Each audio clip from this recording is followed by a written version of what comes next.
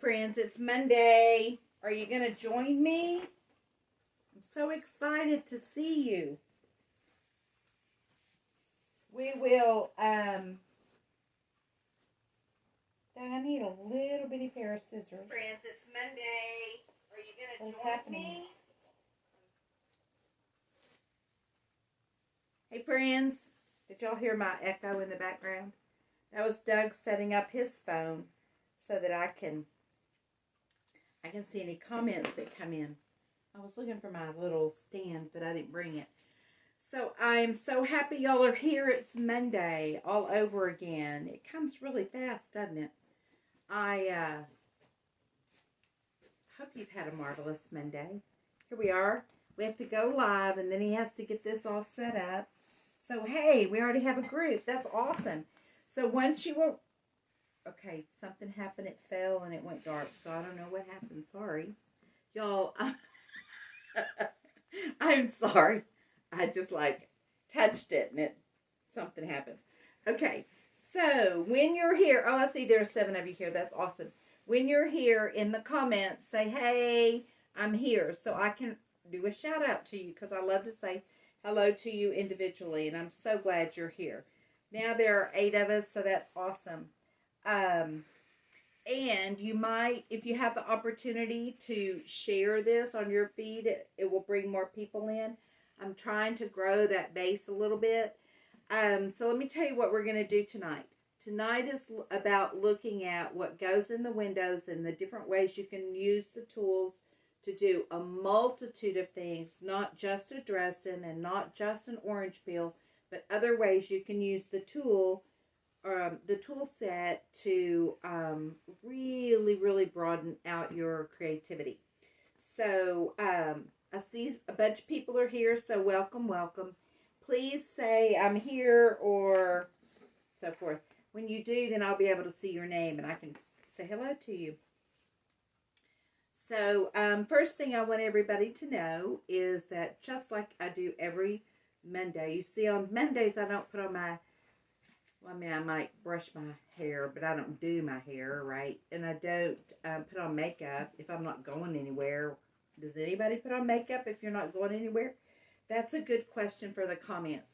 If you put on makeup, even if you're not going anywhere, I want to know who you are. Because I just cannot imagine that. So,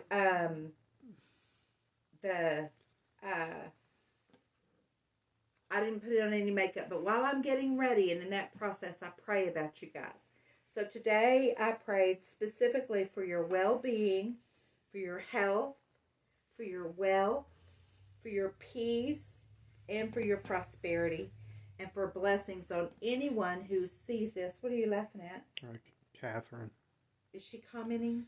Said sometimes she doesn't even put it on when she goes somewhere. I can't see any comments. I know. So if I'm going to Walmart, I might skip makeup myself, Catherine. I mean, seriously, the older I get, the harder it is to put on mascara. Now, that's the craziest thing. I think it's this season and the pollen and the spring and my eyes are itching and watering and it's just driving me crazy. So I haven't worn mascara much lately at all. In fact, I had to buy new because my old... or what I had, there was plenty in there, but it was all dried out. I'm telling you, it's a mess around me. Okay, so I have prayed for you, and I really have asked the Lord to bless you. So today, I'm going to be showing you and teaching you. You want to get out and come back in? Okay. Today, I'm going to be teaching you about how to do a particular block in my Starburst quilt, but I have to tell you a story. Today, I got a phone call.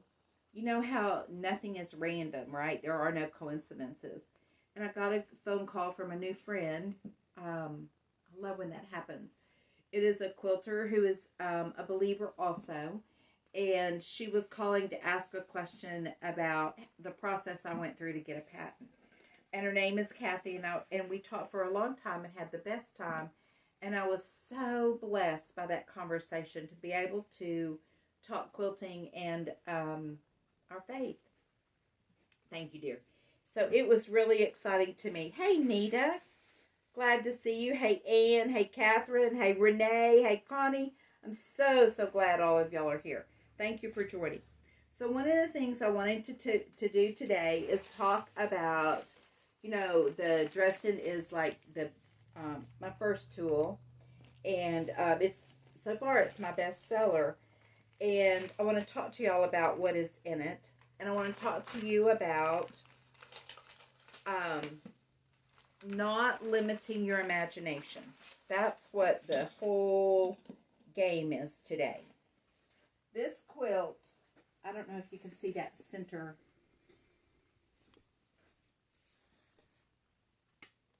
This is the big Dresden, right? So this one just has the upper window. And I made a full, but then I appliqued this piece of wool over the top. The reason I have this one out today is because what I put in the windows is wool. This is not cotton, it's wool. And I did it with a machine. I stitched it down like normal. Although these little pieces I hand stitched, these little colorful. Now this is just an embroidery stitch, and I'm not very good at embroidery, and I'm not very good at cross stitch. Z is here. Hey Z, girl, I miss you. Hey Mindy. So this is embroidery, so you know it's just a little fun, funky embroidery. And then this is wool background, and then I put these colors of shapes because I was using the different shapes in the accessory pack. Okay, so the different shapes that come in there. And I used them around here. So here's the hexagon, and this one came originally, the hexagon, and then I have one that's a small orange peel. Oh my goodness. Huh. My brain is going crazy. Here's a teardrop, and here's the heart. The reason I brought this quilt out was because my new friend that I talked to today, Kathy, she really does a lot of wool, and she's really into that these days. And I'm loving wool. I'm just loving working with wool. So I wanted to show you that in the windows, you can think outside the lines. So let me tell you another idea. In one of my groups on Facebook, somebody said, I've got all these ties that were my dad's. What do I do with them? Now, I didn't respond because I would have had to, it's a phone call or it's an email. It's not a post response. But one of the things I immediately saw was to do a big Dresden, the full window, and put a tie in the window. Right? Stitch the tie in the window and then quilt it down. See, what that would do is it would stabilize the silk or the rayon or whatever the tie is made out of. That's the problem with putting other things in. You have to stabilize it. But once it's in and you quilt over it, it's forever good. So that would be a good thing. So that's why I'm showing you this quilt. You can use wool in your windows. You can use ties in your window.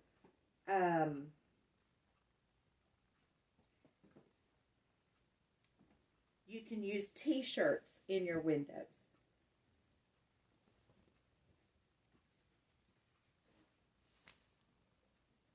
See this?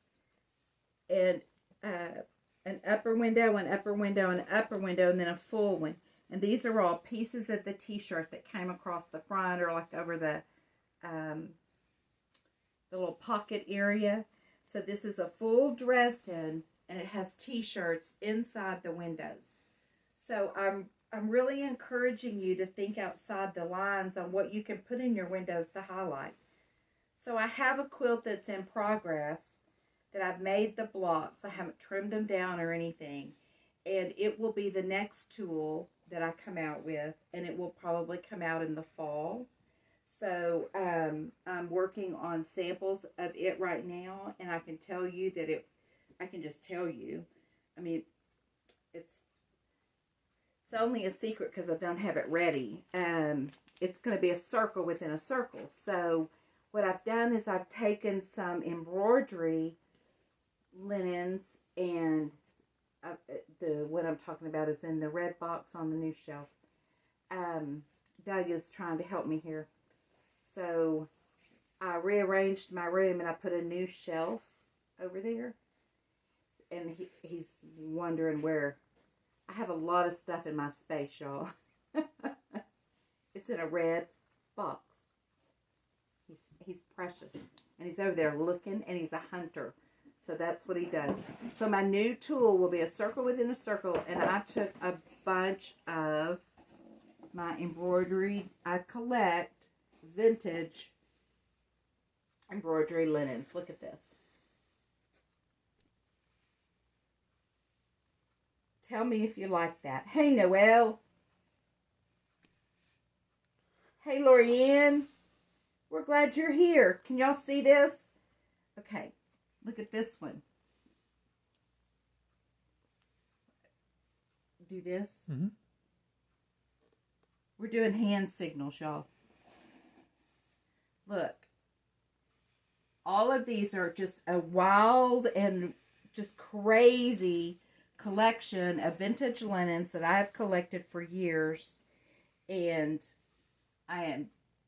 although this pattern, I'm not using the inner circle, but the tool will be a circle within a circle.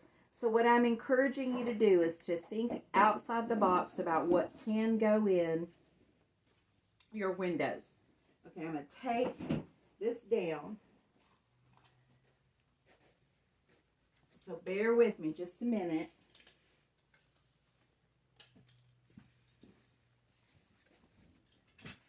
And I'm going to, have y'all seen this one before? This one is called Starburst, I think. I think it's called Starburst. You know, you name them, and I should remember them like my children, but I don't. And it has 25 blocks. I'm going to tell you how I made this, and I'm going to do a demo, okay? Do you like it? Do you like all that color? So the squares were a 10-inch layer cake. This is a 10-inch layer cake that I've used some of the pieces, but it's rolled up.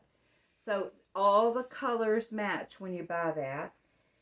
This was given to me. It's grunge. It's polka dot grunge. It was given to me several years ago by Kim Shook. Kim, are you here?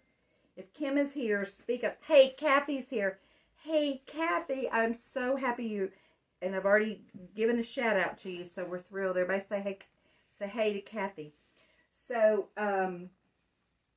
Kim Shook gave me the layer cake one year, and I hoarded it. I did not want to cut it. Have y'all ever had fabric like that? You just love it, but you don't know what you want to do, and when you do something, you want it to be really good. And I didn't want to cut it all up, and I couldn't think, and then one day it hit me. I knew exactly what I wanted to do.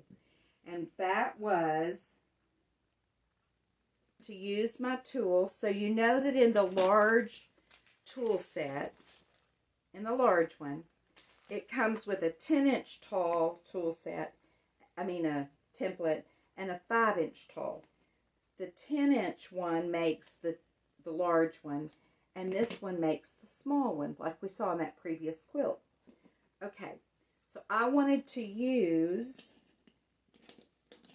also in this window, in the original packet, this window within a window comes already, right? So all that comes together. So what I wanted to do is take this set and use it in a way that was not meant for Dresden's, right? So that was kind of my personal challenge. How can I use this set and use it for something other than Dresden's? So that's what I'm going to show you how I did it. Now I have some 10-inch squares cut. You'll know what happens is after I get through, then I look at them and go, I have this random leftover piece of something that I don't even know what to do with. Okay, so here's just a piece of white or kind of off-white, let me want to iron, fabric. And on this quilt, I have one block that is at the center block. See that? And then I have top, bottom, left, and right are one design. These four design, These 4 designs match. And then the corner designs match. I wanted it to look like it was spraying out every direction. So that's why I did. But these 4 match, and then the corner ones match. And then everything around the outside edge is the exact same thing. Right? It's the same pattern. And I'm one of those girls that's just going to try it. And if it turns out, it turns out. And if it doesn't, I can give it away. So there are 2 ways. So what we're going to do is, and I just made this up as I went. So I'm going to show you how I did it. But I'm going to show you how to do this one. Because I had to make 16 of these. 1 of these, 4 of these, 4 of these, and 16 of those. And so the 16 were the ones, oh, yes, Lorianne, it would. It'd be gorgeous in batiks. Hey, Janice, I'm so glad you're here. Okay, Noelle, you're going to cast me to your TV. That sounds a little ominous, but you just do whatever you want to, sister. It's a 3-hour tour. What's a 3-hour tour? Castaway. Oh, casting. He's casting me away. Going Okay, home. do you see what I'm doing? I don't know if you can see the iron. I have folded this in the... What I want to do, this is how I did it. Now, y'all can do this any way you want to. Sure. I mean, you know, like, we still live in a free land. But watch.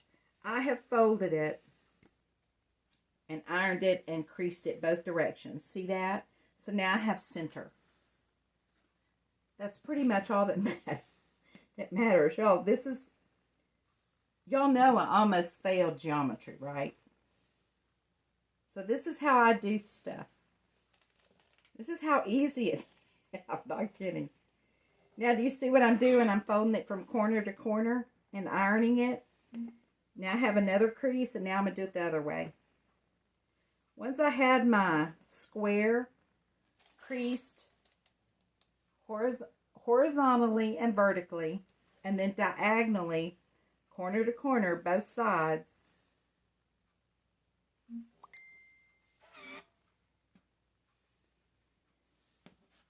Can you see it? You see that, all the creases? Okay, good. That gave me everything I needed for this little tool. This is so good. I was thinking today, I don't know that I could ever write this out. After Kathy and I laughed. Thank you, Kathy. This is fun. I loved doing this. So Kathy and I were talking about, she writes patterns. Y'all, she's written books. And here I am going, so you fold it and then you draw. I mean, this is how ridiculous I am. We're going to do this one, and we're going to do the circle. Here's the original upper window that went in my tool, right? We're going to use that circle. Well, I can use either one of these, right? I can use either one. The reason I liked using this one is because of placement. So I want 4 circles. Watch this. If I take that point and I put it right there in that center, and I line this registration line up on that fold,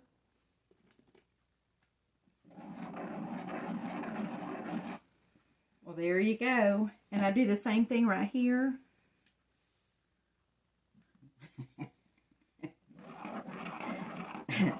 I laugh at myself, y'all. I'm lining this up on the fold, and this up on the fold, and this on the line. And I'm drawing with my friction pen. See? That's not... There are my perfectly placed circles. Right? Okay. Got it. Now, I want my small, this little fella, my little Dresden, the inner window is what I'm going to use for these. Well, how far out did I go? Okay. So, this line, the vertical registration marks vertically up and down here, I'm going to put on the fold. And I'm going to move it far enough out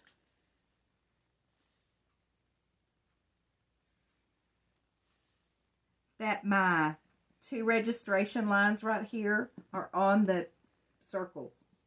I don't know if y'all can see that or not. Can you see that? I don't even know how to tell you.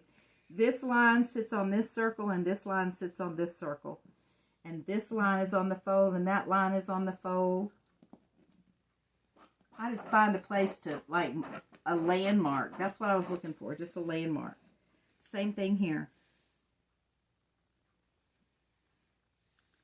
That's on the, okay.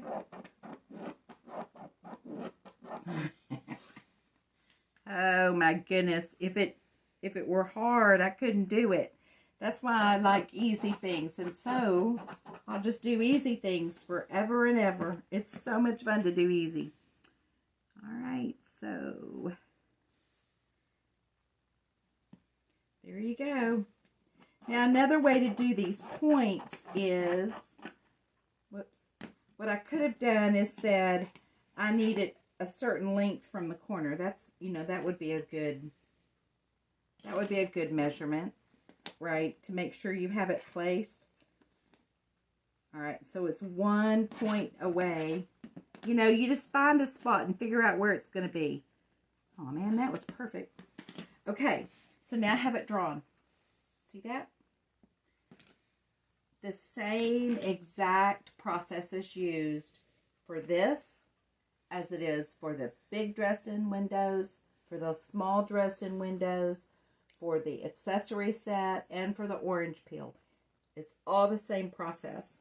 You have to cut out the window, but you do it to the center of the design, right? Because we have to fold it under.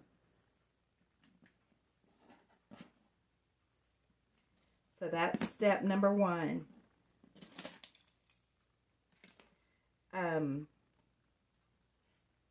Miss a little spot. Okay, got it. There's my trash. Then I always snip to the corners. Right?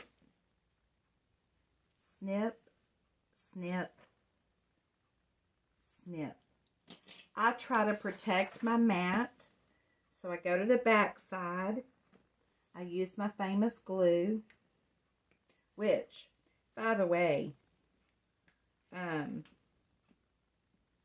much more did we just buy, honey? 150.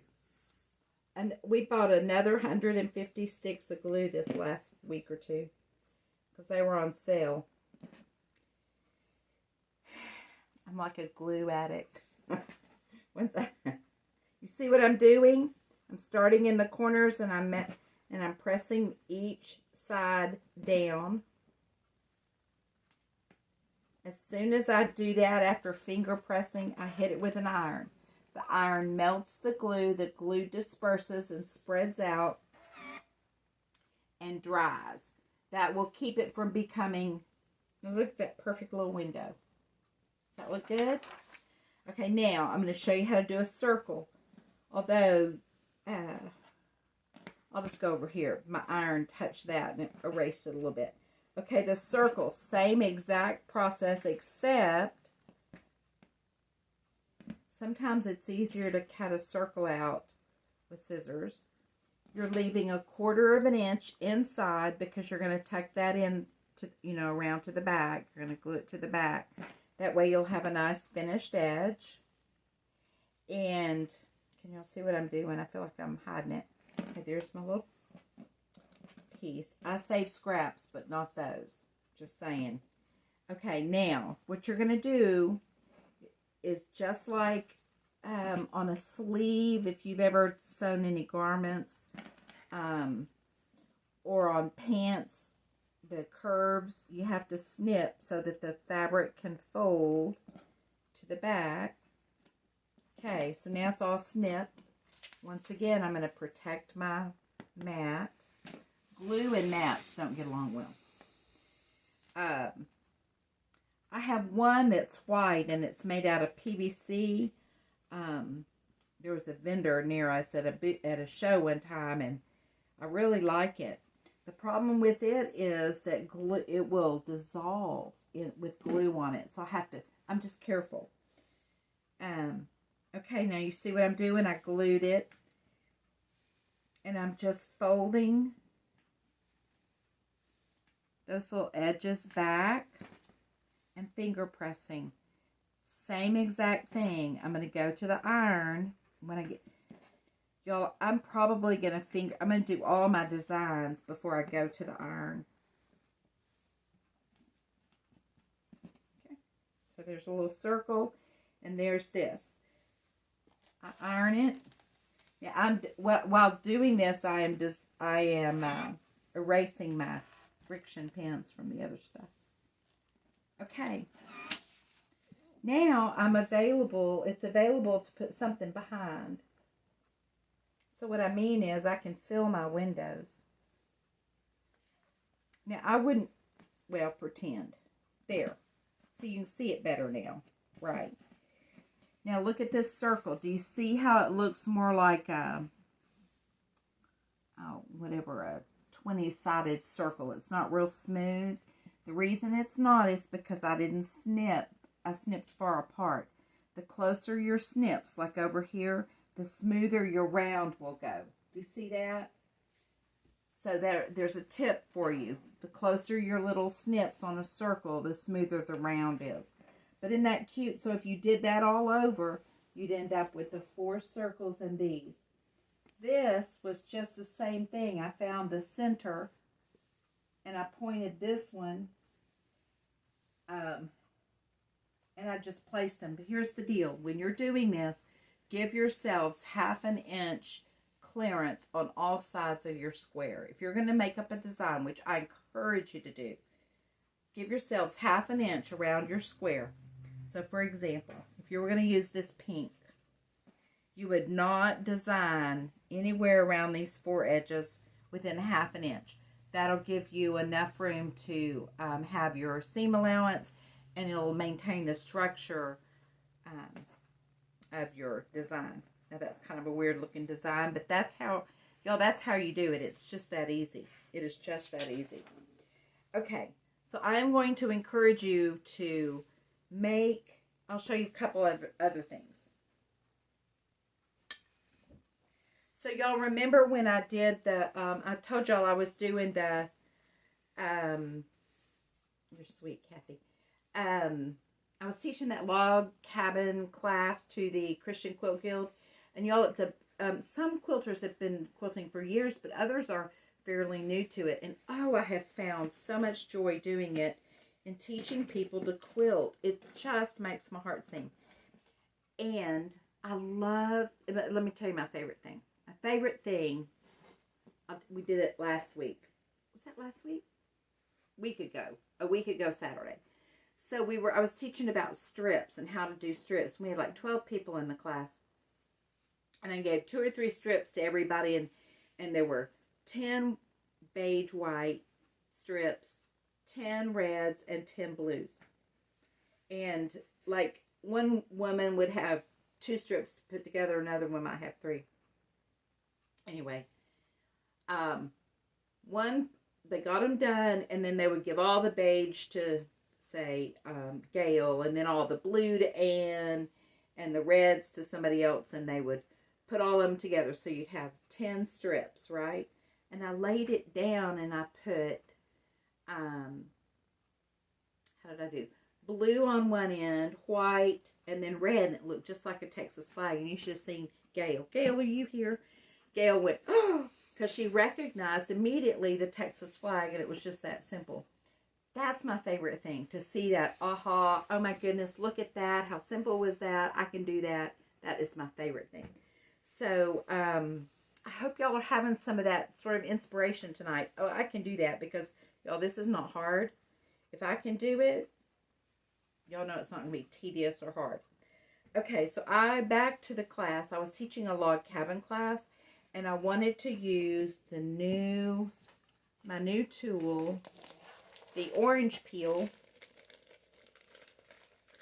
and it looks like this, and the window that goes in it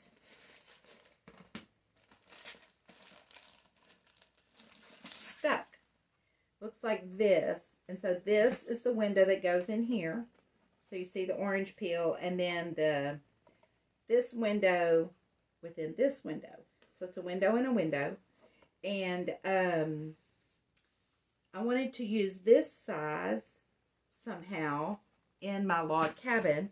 And some of y'all have seen this before, but I'm going to share it again to just remind you that you can add elements of something odd to something you're doing that's very traditional. So this is a little, I just made this for the class as a sample. I guess it's a table topper. It's really just a small sample.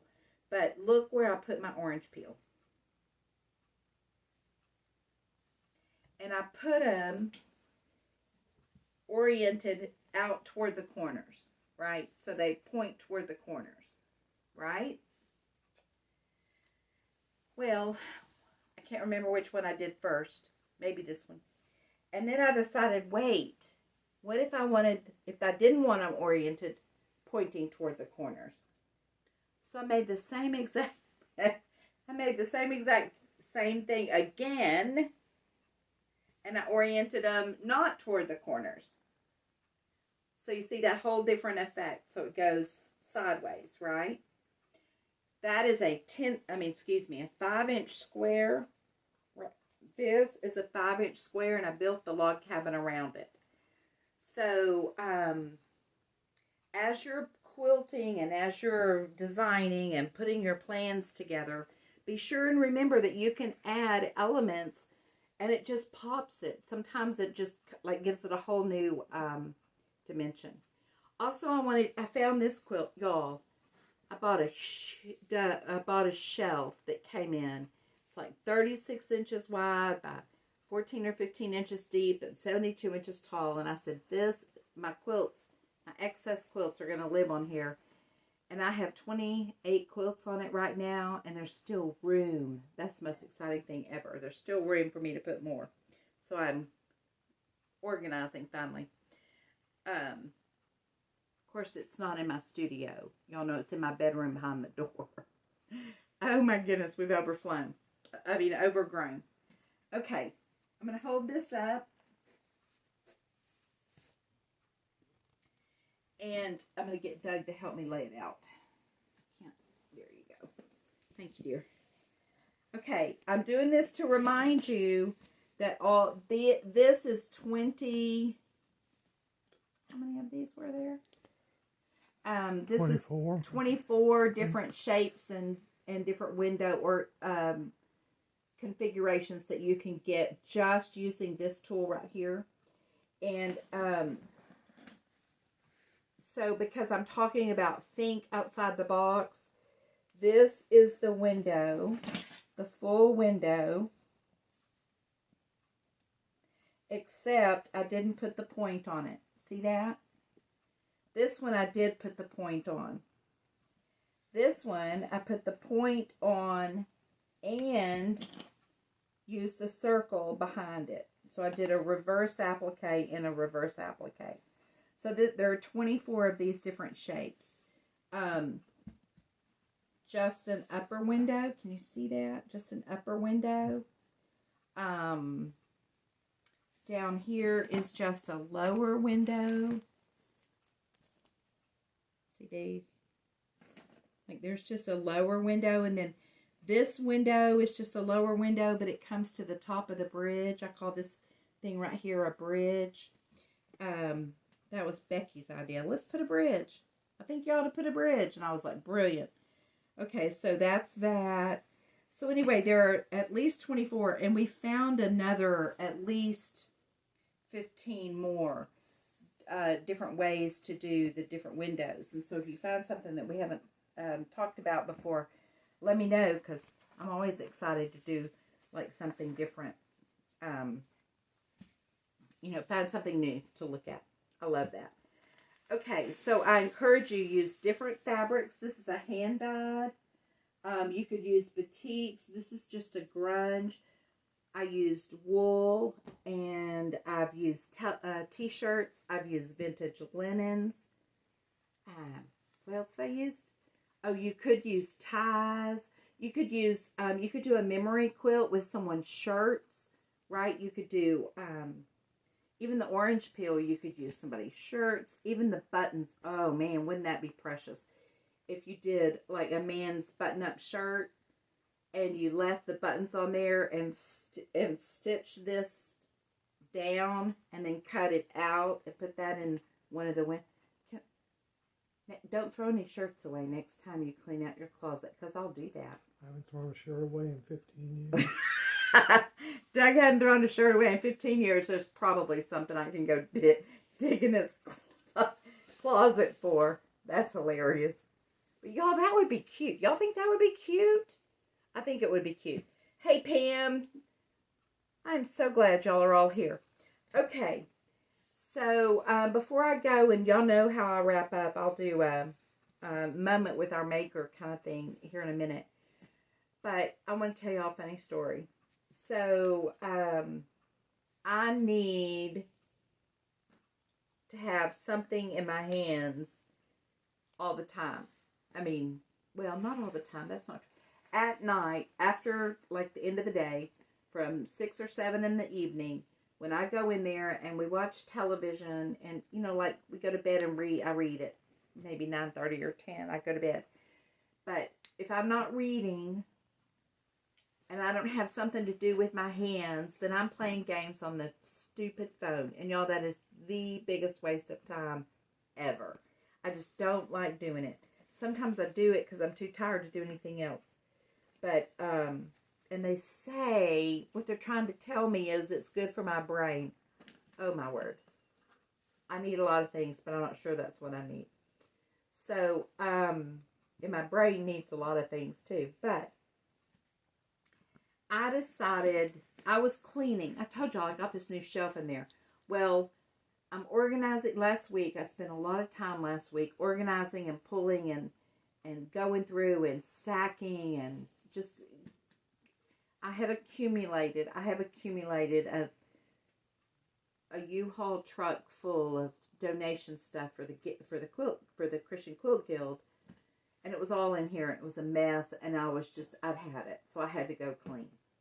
And Doug helped me. He moved a bunch of stuff out of here, and he put it out in our sunroom. So as you overlook the lake, if you come to my house, you can look out the back window to look at the lake, and you'll see all. Oh my gosh. Anywho, I'm not complaining. I'm really not. I'm just saying. So I was doing all that, and I came across, let me find it. I came across a bin. Look at this. With my hand-dyed fabrics that I've made into yo-yos. Look at this. Look at those. Is that fun? Now, who uses yo-yos? Nobody. But I love yo-yos. Y'all, they are the most fun. Look at this. These are hand-dyed. Look. See that pretty? They're pretty. Y'all, I just look at these colors and just go, oh, that's pretty. I just love them. So anyway, I had all these hand-dyed yo-yos. And I know exactly what I had them for and exactly the project I was going to use them for. And I knew exactly what I was going to do with them. But this idea came and I got off track. And I was like, oh, look. Look, y'all. Put this back over here. Look at these pretty pinks. See that? And then look at this little bitty ones. Look at these tiny ones. I just think they're so stinking cute. Okay, so I made these a long time ago, and I have not used them. So I came across this bin with all this hand-dyed. Oh my gosh, I just think I love them. And I just don't know what to do with them. I have a bunch of them. So, but this was while I was cleaning. So I went in there and I knew I wanted it on white. And I kind of wanted to do black and white. And then have these colors pop. So I went in there one night just before I went in the other room to sit for the rest of the evening. And I cut a yard of white with some black fabric. And then I started looking for my yo-yo. You know, like my maker. Where's my yo-yo maker? I have all these I know I have a yo-yo maker. Where is it? Y'all, I looked and looked and looked and looked and did not find it. Decided by the next day, I thought, well, it was still on my mind. I still want to do this. I want to use these yo-yos, but I may need to make, like, to do what I want to do, I may need to make more. So I ordered the whole set. Like, I only had, like, the large one, or this size, whatever size. I think this one's called the large. I only had that one. Well, that one is this size, okay? I ordered the whole set. I got this one and this one. I'm so excited I can't stand up. And then some little tiny baby ones. I mean, itty bitty ones, like super tiny. I have two of these now. Guess what I found today? Today I found this one, which was my original one. I was so mad. But I had won as a door prize not too long ago a gift at a door prize. My name got drawn. And it was this cute little pouch. And look, I put yo-yos on my pouch. And this is where they live now, so I'll never lose them again. So, yeah, use your mama's dusters, Kathy. That's a great idea. So anyway, this is my yo-yo pouch. It has all my tools in it. So I ordered them. They came. I started making a few more that I needed. And then I found today. I found the big one. So I have everything we need for yo-yos. They are super fast to make. And if y'all want to see what I'm in the process of doing, I'll show you. It was this sort of thing. Where's the center and build from there. I have no plan. I'm just putting them on there. Well, I kind of have a plan. But there. But y'all tell me what you think.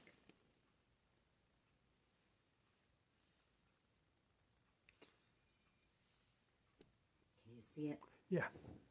We could see the whole thing. Awesome. Isn't that fun, y'all? Now I'm getting close. So, I used friction pins. I ironed and found the center. I used friction pins. Once I found the center and I drew a circle and I just started stitching them down. I'm hand stitching them. So I'm making them and then I'm using the ones I've already made and then I'm stitching them down. And now I've decided that these little bitty ones, tonight I'm going to start putting little bitty ones in the spaces. So anyway, y'all see it when it's done. It's just something to to keep me out of trouble at night. So anyway, a new way to use yo-yos, I guess. I don't think that's a new way. I think I'm just experimenting. Okay. Well, see, I'm seeing it on camera and it looks like fun because it looks like polka dots, doesn't it? Do y'all like it? Okay, Catherine loves it. It's a calendar wall quilt. Oh, that's awesome. I'd love to see it. Okay, so as I do every day, or most days these days, I read a little devotion that I've written. And I wrote this on April the 16th. So that would have been not long ago. Maybe Thursday of last week, seems like. Maybe Thursday. And it's called Pray and Praise Through the Earthquakes. So if this is when you need to leave, that is absolutely fine. I hope you have a blessed and wonderful day. But for those of you who are staying, I'm thrilled that you would stay and listen. You are all invited to join our page. It is a Facebook page. It is called We Are Called to Pray. And I write a devotional Monday through Fridays. And then on Tuesday afternoons, we at 3:30, we do a conference call and we pray for our nation and the world to find Jesus. And so here we go. Pray and praise through the earthquakes. This was the 16th. I woke up this morning hearing the Holy Spirit say, listen to the Gaithers today. Well, that means for me to pull out our 10 DVD set and play it while I am working. Of course, I'll be singing along and praising the Lord. I love to sing along. I don't know why I was told to praise the Lord today, but I'm I was led to Acts 16:22 through 36. Acts 16:22 through 24 says, "The crowd joined in the attack against Paul and Silas, and the magistrates ordered them to be stripped and beaten with rods. And after they had been severely flogged, they were thrown into prison, and the jailer was commanded to guard them carefully. And then he received these orders. When he received these orders, he put them in the inner cell and fastened their feet in the stocks." What a gruesome and horribly painful thing to experience. I bet they were still bleeding and could not lean back on anything because their backs were sliced by the flogging. Acts 16 verses 25 and 26 continue. "About midnight, Paul and Silas were praying and singing hymns to God, and the other prisoners were listening to them. And suddenly there was such a violent earthquake that the foundations of the prison were shaken. At once all the prison doors flew open and everyone's chains came loose." Did you catch that? Bloody backs, bodies bruised and hurting, and they were praying and singing. Sounds a whole lot like us, right? Yeah, right. That's a joke. More likely I would be the one moaning and groaning, "Oh, Lord." I'm sure that's true, so Lord, please forgive me. Plus an earthquake. Do you wonder how big an earthquake it was for it to be a violent earthquake that caused the prison doors to fly open and all the chains to come loose? Do you know that the National Earthquake Information Center records 20,000 earthquakes on Earth every year? That means 55 earthquakes are happening around the world every single day. Mostly, they are simple trembles. Only 15 or so a year register 7.0 on the Richter scale, and there's only about one a year that exceeds 8.0 on the Richter scale. But the bottom line is, God showed up. God shook the earth. God released the chains. And I'm praying for that in our world today. I really am. So moving on, in verses 27 and 28, the jailer woke up, and when he saw the prison doors open, he drew his sword and was about to kill himself because he thought the prisoners had escaped. But Paul shouted, "Don't harm yourself, we are here." So the jailer woke up.